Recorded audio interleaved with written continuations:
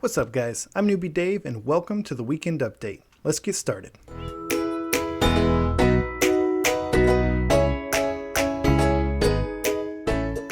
So how's it going? So in our last episode I showed you two different ways to fight the Wither, and as a result we got not one but two Nether Stars. Now as far as I know, these Nether Stars really only serve one purpose in the game, and that is to make beacons, so that's what we are going to cover today. So beacon is pretty easy to craft. You just need 3 obsidian, 5 glass, and then a nether star goes in the middle, and you get a beacon.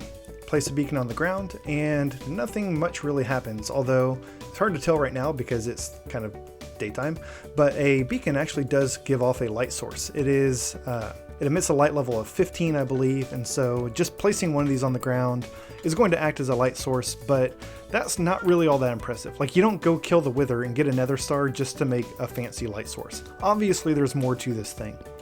So in order to really get the full effect of a beacon, you need to put it on top of a pyramid. The pyramid needs to be at least 1 level tall, which is going to be a 3x3 base, and it must be built out of either iron blocks, gold blocks, diamond blocks, emerald blocks, or now netherite blocks. Now you can mix and match those materials, but because we have an iron farm with an unlimited supply of iron, we're just going to stick to iron for now.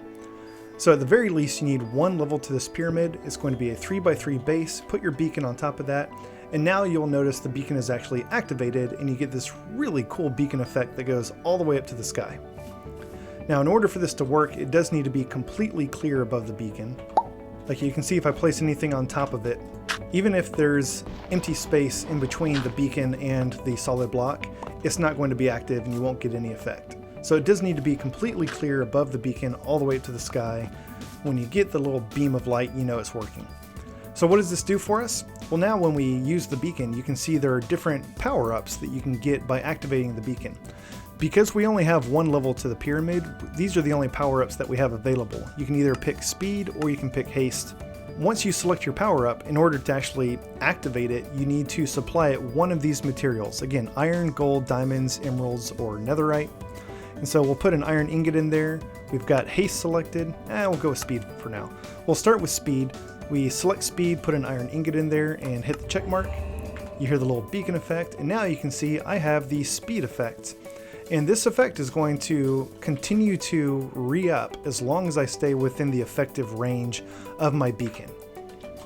Now, a level 1 beacon is not that impressive. The range is not very good. You can see with the beacon right there, even if I just go over to my little starter hill here, I'm outside the range of the beacon and this effect is going to wear off. So that's not really that impressive. To get the full effect, we need a level 4 pyramid underneath this thing. Now this is going to take a lot of resources because you have to start with a 9x9 base, and then on top of that you have a level that is 7x7, then one that's 5x5, and then finally you top it off with a level that's 3x3. So all said and done, it's going to require 164 blocks to build a full-size pyramid, and that's going to translate to 1,476 individual iron ingots, for example. So yeah, it takes a lot of resources. Having an iron farm for this is absolutely great. Now you can see on my hotbar down there, I'm going to go a little buck wild with this thing. Because I've got the resources to do it, I'm actually going to build each level out of a different material. So I'm going to start with iron on the bottom since I've got the most of those. The third level is going to be entirely built out of emerald blocks. The second level will be gold blocks, and then the very top will be diamond blocks.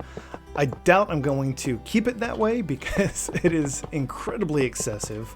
There are much better things to do with these resources, but you gotta flex a little bit if you can.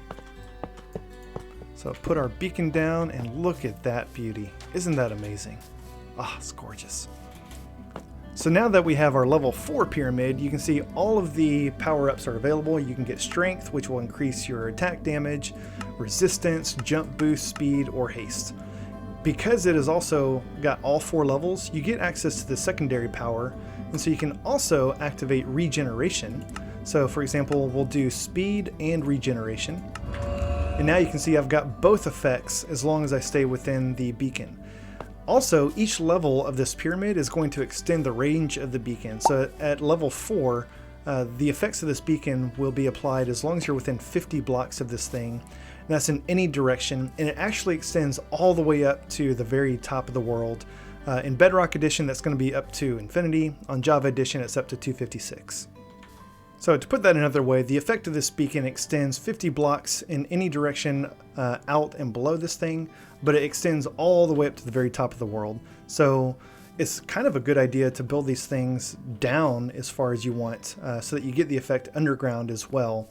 But you do need to have like a shaft that extends all the way up to the surface so that the beacon has access to the sky. Now, these powers and regeneration are great, except I don't really plan on needing regeneration a whole lot at my base. And so the other thing you can do is when you select one of these primary powers, you can see you get a second level of it over here on the secondary power. So you can get haste 2, you can get speed 2, you can get resistance 2. So I'm going to pick haste 2, and I'll be honest, this confused me for a long time when first messing around with beacons. By selecting haste over here, it looks like you're now getting regeneration in haste 2. You're not. You now have haste 2 available over here, but you do have to select it. So now I have selected both haste 2 and haste, as opposed to regeneration and haste. So when I do this, put in an iron ingot, activate it, I will now lose regeneration. This is going to time out, and I pick up haste 2. Now haste 2 is amazing because it's going to increase the speed at which you can mine things. And just to kind of illustrate how effective this is, here's my efficiency 5 pickaxe with haste 2. We can literally just insta-mine stone and sandstone and diorite and andesite. It's insane how fast you can mine stuff when you have haste 2. So because I've got 2 beacons, I'm probably going to build one up here near my base. So I can easily get to it and change the effects. I'll probably keep like speed or speed 2 on it, just to help get around a lot easier. And then I'm thinking about building a second one underground near my strip mine. Of course, I'll dig out like a shaft all the way to the surface so it will have access to the sky. And on that one, I will put haste 2, and that way when I'm down there strip mining, either for diamonds or just for stone, I can insta-mine and it'll just go a whole lot faster. And then finally, the other really cool thing about beacons, and quite honestly one of my favorite things about beacons, is if you put colored glass above the beacon, the light that passes through it is going to change colors. And so because I put black stained glass above it, it is now a black beam above that. And to make it even cooler, you can mix the colors. So for example, if I go up a little ways and place some white stained glass in the beam, it will be black up until the white stained glass and then turn white. And you can actually stack these things. It's not like from solid black to solid white. You can see it goes to dark gray and then light gray and then to white above that. So you can actually have a beacon beam that changes colors as it goes up. And when you use stained glass panes like this, as long as they're not attached to anything, they're like completely inside the beam and you can't see them. The beam changes colors. I think that's amazing and can produce some really cool effects around your base.